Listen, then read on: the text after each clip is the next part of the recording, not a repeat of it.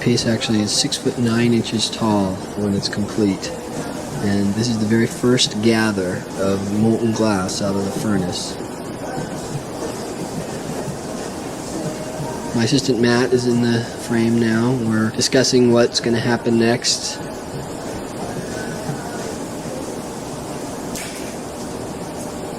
But here you just see me cut a imperfection or a bubble or a stone or something I don't want in there. I just cut out and I'm blocking it back up around again.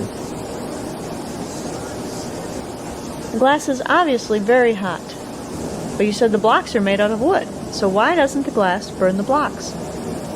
The glass is very hot, but it's a poor conductor of heat. Blocks are soaked in water. The blocks do actually burn, but very slowly. It creates a layer of carbon on the inside of the block, and then steam is formed as the soaked block is used against the glass, and the steam actually creates a barrier between the wood and the glass because it doesn't get over about 300 degrees in the presence of water. Because water, of course, boils at 212, and then the steam is a little hotter than that, so blocks that last for a long time. Now I've gathered all the clear that I'm going to use, and you can see the whole mass is hot and it's falling when I stop turning the pipe. And I'm just letting it get cool now. That right there is 3 gathers just for the overlay or the decorated portion of the piece. And you see Matt's here heating up the first color, which is either an opaque red, yellow, or orange. How do you prepare the colored glass? I have them lined up and organized in an oven called a garage, and Matt's heating up the color in a small glory hole to the right of the furnace. Once he's got it hot, he'll bring it over. And it takes a long time to heat these colors through. He's bringing me the first color, and I'm applying it in sort of a zigzag striped pattern that will eventually build up as we build up the layers of color. In the clear spaces that are left where the glass isn't, I'll put another color, and then I'll layer more colors on top of that so that the overlapping and crisscrossing of the colors create an interesting sort of painterly pattern. Well, you see here I'm heating up the first application of color in the glory hole, and I'm marvering it. That steel table is called a marver, and I'm incorporating that color that I've laid onto the ball of clear right into that ball by heating it up and smashing it down into the colors.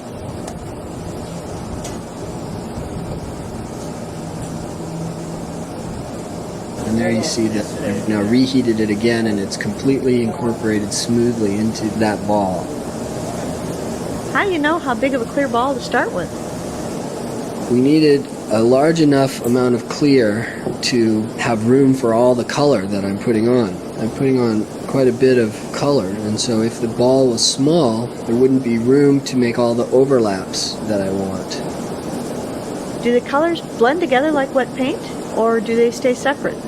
They don't blend together like paint. They will not mix in the traditional sense of the word. They layer, and they add strength to one another by the layering, because the light moves through the glass, but it does not mix and paint. But with this process, that's what I was trying to do, is to get it to be more like paint and have a smooth flowing patterns. So this process, in a way, tries to be more like paint than other ways of applying color. So you're coming from that super hot furnace directly to what must be a really cold steel table. With such a huge change in temperature, why doesn't the glass just break?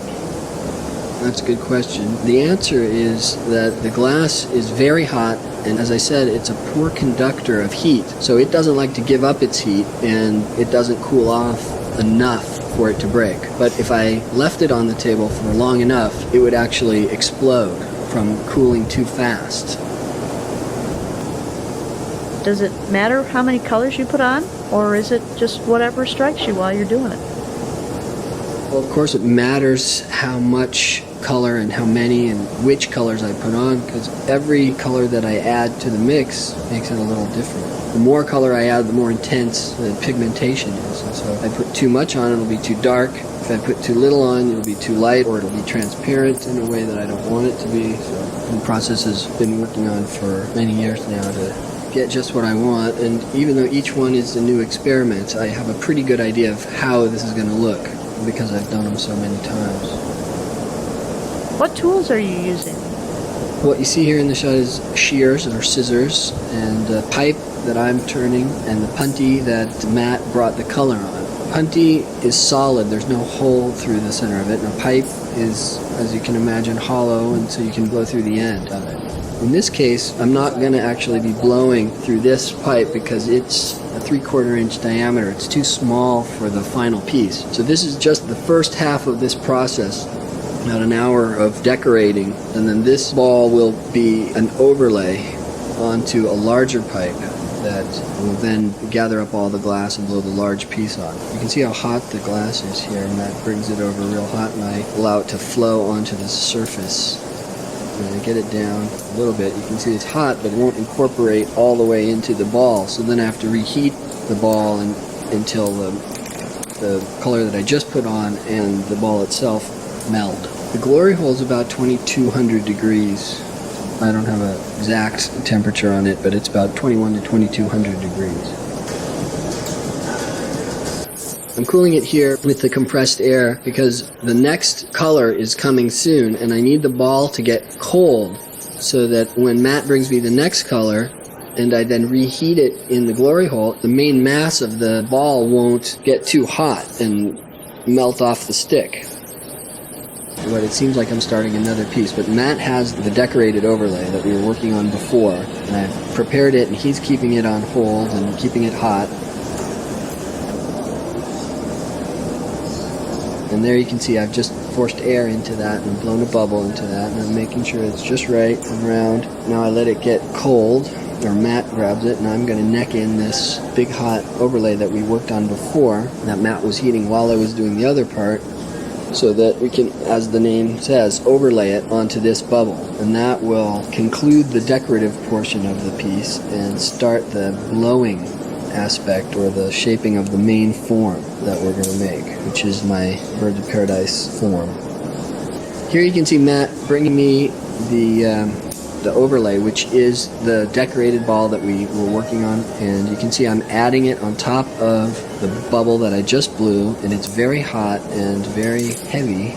I'm forcing it over the bubble that I just blew. And I take the final gather. It's about 25 pounds of glass on the pipe, and the pipe itself weighs about 15 pounds, so it's quite a heavy thing. So here I've fully incorporated the overlay over that bubble, and I'm starting to expand it and inflate it, and doing the blowing part in glass blowing, which there's actually very little of as far as blowing compared to all the rest of the stuff that we do.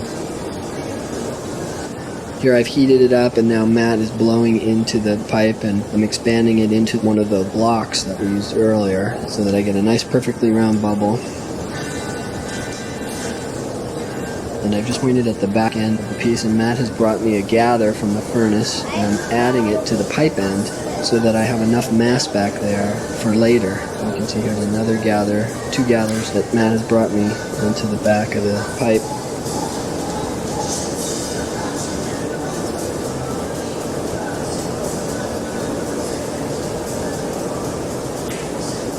You'll see it's all nicely neatened up in the back, and I'm cooling it with the compressed air. What we're seeing here is a shot of the bubble. It's now a bubble. The overlay has gone over the bubble on the large pipe, and it's been gathered all down to a point at the bottom. I've snipped it off, and it's slightly twisted, and you see the swirl of color that I've created throughout this long process of decorating the overlay. You see actually one of the gathers. I'm in the furnace, and in there is a big, basically, container of hot glass, molten glass, and I've just taken the first gather over the overlay on the main pipe, and I drip off a little to make sure that there's an even coat, and now we're looking for any imperfections. And I've cooled the pipe there in a pipe cooler with my own design. I take this gather in order to get enough raw material to make the piece as large as I want it to be. So there's going to be 2 gathers over the overlay. So this is the first gather over, and it brings it up to, I don't know, probably 10 pounds or so of glass on the end of the pipe, and that's probably I don't know, 2 or 3 inches thick bubble. So inside of there is maybe a baseball or softball sized bubble inside that mass that you see there. Here I've taken the gather, I've blocked it out. I find there's an imperfection in the glass that you can't see here, but it's a small bubble or a stone, and I'm gonna clip it out. And I use my tweezers here to pull it up, and then I grab my shears, pull it up a little more, get it out of the central mass, and then clip it right off. Keep in mind that the glass there is around 2,000 degrees, and my fingers were very close to it. So I have just a fraction of a second for my hand to be that close before it starts to burn. But I know exactly how long I can keep my hand there before it'll blister. So I ignore the pain and I just get in there and do what has to be done. This is an century-old process, actually even older than that. I'm taking stannous chloride, or a tin salt, and Matt's heating it with the pipe that's in his hand, and it's going from a crystalline state directly to a gaseous state. What does the smoke do to the glass? In its gaseous form, it deposits a microscopically thin layer of tin onto the surface of the glass. This is the same technique that Tiffany used to create his Favreal glass, or iridescent glass. And I use it here to create sort of a peacock feather effect, or iridescent, you can see there, effect on the glass. And then I'm going to gather over that, and that metallic layer gets trapped between 2 layers of clear. And since it's metal, as the piece expands, the metal doesn't stretch, and so it breaks up into really small little flakes just under the surface of the glass, and creates another interesting aspect of the final finished piece. It's probably about 25 pounds of glass on the end of the pipe. You can see how heavy it is by the way I move it around. And then again we go through the process of checking for imperfections. There I found one. And you can see how fast the glass is moving there. Matt's helping me turn it. And this time I'm going to inflate it into that larger block. That way I don't have to spend time getting it back to the band. So this way I can keep it real hot and block it and blow it at the same time.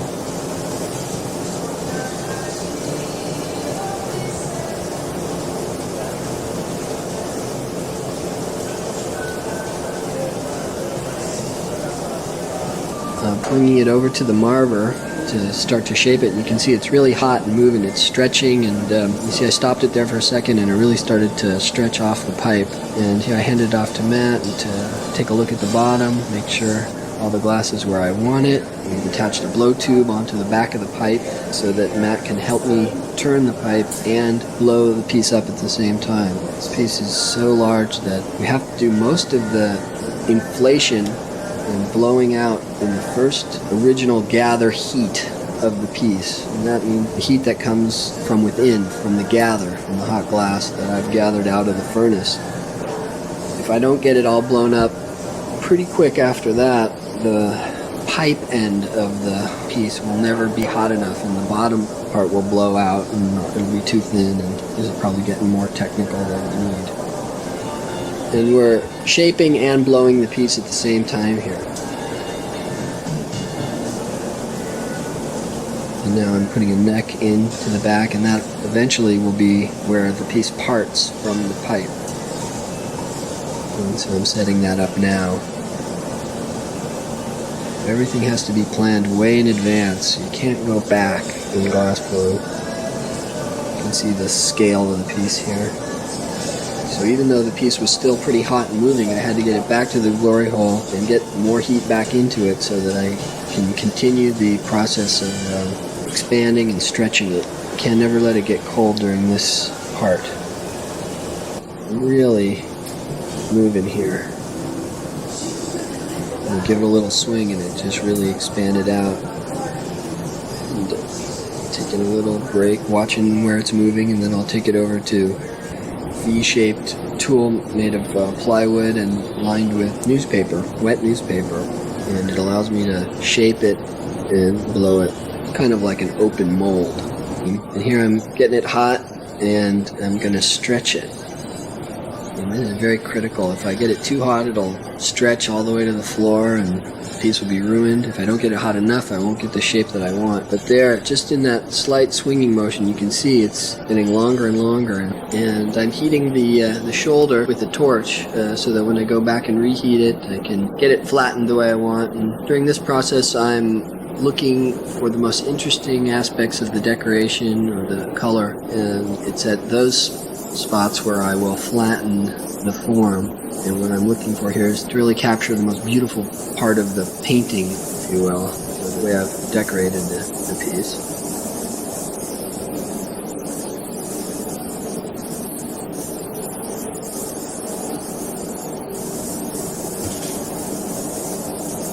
Almost touches back. The interior walls almost touch, but we got it down to where it doesn't. And so I got the main part of the flattening done, the hardest part, and now I'm going back to heat again and even it out and take out any of those imperfections. Here Matt's turning the pipe and capping the end of it as I flatten it so that he can cap the pressure of the air inside so that I can get this thing nice and evenly flat and work out any of those imperfections in the form. Here I'm squeezing quite hard. I have these cork paddles and I'm pushing really hard on this piece to get it flattened just how I want, because in some areas are wider than others. I've heated the bottom and reheated it in the furnace, so the bottom is very hot. You can see I've flattened it now. I have to move that paddle around because if I stop moving while I push, it'll indent it. So I have to make a nice smooth foot on the bottom.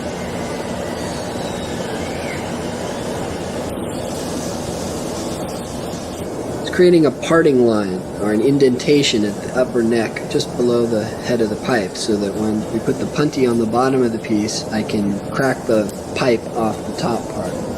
Here's the tricky process of coaxing the neck out of the body of the piece, and you can see it's quite short and vase-like here, and I've heated it and now I'm pulling the front of it with a pair of tweezers there, and it's sort of vase-like here and also a nice form, but what I'm trying to do is capture the feeling of the hot glass when the piece is really moving. And so I pull the neck out and try to get a nice graceful curve as if to catch the feeling of the glass in its molten state.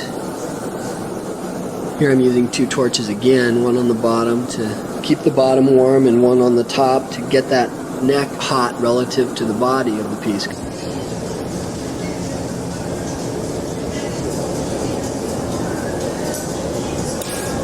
Here I've just brought it back from the heat and I'm coaxing out the neck again. I need a place or a way to grab the front of this so that I can start to pull it out. So here I'm necking in a portion with those jacks and I'm going to cool that area so that it gives me a cold place to grab it where it's cold relative to the rest of the piece. Here I grab my diamond shears and I'm really pulling quite hard. And now that part that I've chilled, I break off. The rest of the neck is still quite hot. Now you can see the form there. It's starting to get elongated. Okay, so here I'm getting the final heat on the piece to do the pull on the neck. And I have to get it really hot, almost so hot that it will collapse, but not so hot that it does. It's always treading a real knife edge. And here we're almost there. You can see how hot the front of that is. It's glowing, and I'm using wet newspaper to shape that neck and to even out the heat. And I'm going to create another little cold neck on the front where I'm going to grab it.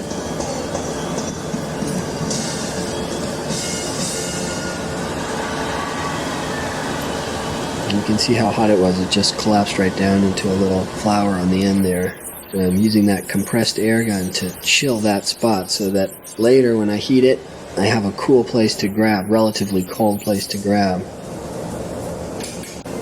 I'm getting the final heat, and here we go. I'm bringing it back, and you can see it's really moving and flopping. And I start to set up the first curve on the neck, and I hand it off to Matt, and he's allowing it to sag even more. And he brings it up, and I grab it, put a little copper pipe in the end, and chill it with air so that it doesn't pull off. Right now, if I were to let it go, it would just flop and hit the ground, but it's just hot enough so that it's stretching out and it's cooling as I pull it, because as I pull it, it gets thinner and therefore it cools off faster.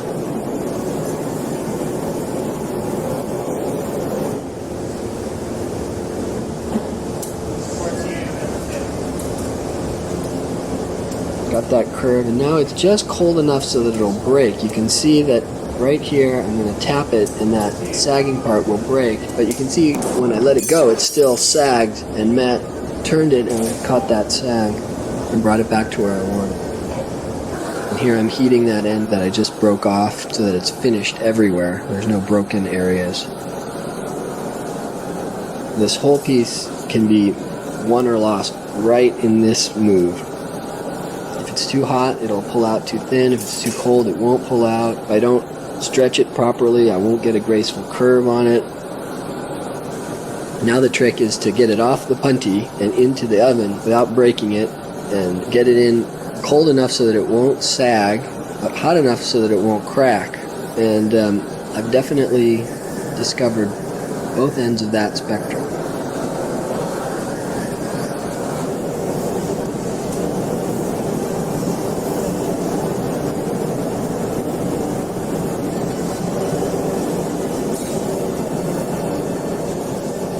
Just directed him to turn it over there and get the final little move I want on it, and then I clear the area so that he can walk through. Afterward, now I take the torch and the pipe from him and I get that flame going right up the piece, keep it hot. Actually, I'm allowing the rest of the piece to cool while the bottom I'm trying to keep hot, because if it goes in too hot, it will sag and slump. If it goes in too cold, of course, it will crack. So it's a real high wire action.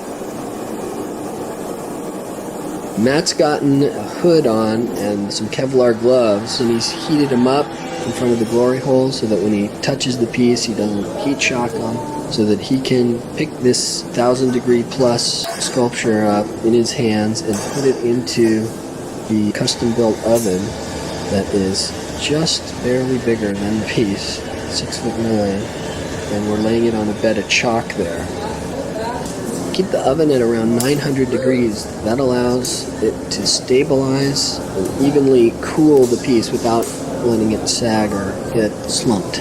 We make the piece during the day, turn the oven down overnight, and it comes out in the morning at about 100 degrees. And there you can see the true color of the piece and how it barely fits in that oven. Wow, what a beauty. This is what I do usually when I come into this shop. I take them out of the oven and wipe the chalk off of them and make sure there's no cracks or imperfections or scratches. Make sure the piece didn't slump or sag. Look at the color, look at the decoration, make sure there's no flaws. Well, at this point, the piece is finished, and the hot working aspect of it is finished, and now it needs to be ground and polished. The bottom is still jagged from breaking it off the punty, and so I need to grind and polish the base. And then, of course, I sign and date each piece.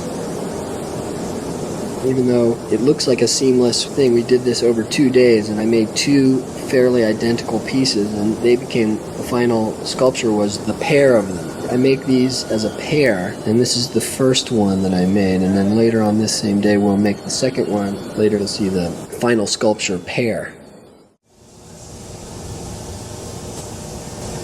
I make them as pairs because I think the whole is greater than the sum of the parts. Each piece in itself is a work of art, but together they're more than their individual selves. They create an implied emotion and feeling where they intertwine and interact as a pair, and get a lot of anthropomorphic human feeling out of them. Thank you, Jeremy, for inviting us into your studio to see you work. The sculptures are truly beautiful. One last question. How did you get started in glassblowing? I've been blowing glass since 1987. I've been making these pieces since 96, but not in their present form. They haven't reached this scale and this subtlety until the last couple of years. And they started out much smaller and much more of a happy accident, actually. I was playing around with some different colors that I had left over from another project, and I combined them, and one of the colors was hard and stiff, and the other color was soft and really mobile, and the form that I was making did not want to stay straight, so I allowed it to do what it wanted to do, which was to bend, and as I pulled a neck out of it, it bent one way, and then I bent it back the other, and created this really pleasing, beautiful bird-like form, but the color was quite flower-like, so Birds of Paradise seemed like the natural name for the series, since Birds of Paradise is a flower and a bird. I started blowing glass at a school called Santa Monica College down in LA, where I'm from, and it was an elective at the school where I was going, and I was just taking it for fun because I wanted to be an industrial designer. I took the course and was immediately enamored with it, fell in love with it, wanted to do it to the exclusion of all my other studies, and sort of followed my nose and took a job in LA working at a glass factory, and then came up to the Bay Area and studied at California College of Arts and Crafts, which is a 4-year school. And during that time I also worked at another factory up here. And then after school I left and went to Italy, where I did an apprenticeship with a very fine Venetian master named Pino Signoretto, which I was very lucky to work with him, and did a short apprenticeship with him, and then came back here and started my shop. At that point, I'd been blowing glass for 5 years and wanted to give myself a shot to have a business, and had no idea what I was going to do, and just came here and found a shop and built it and put it together and started blowing glass, and it's been a wonderful odyssey.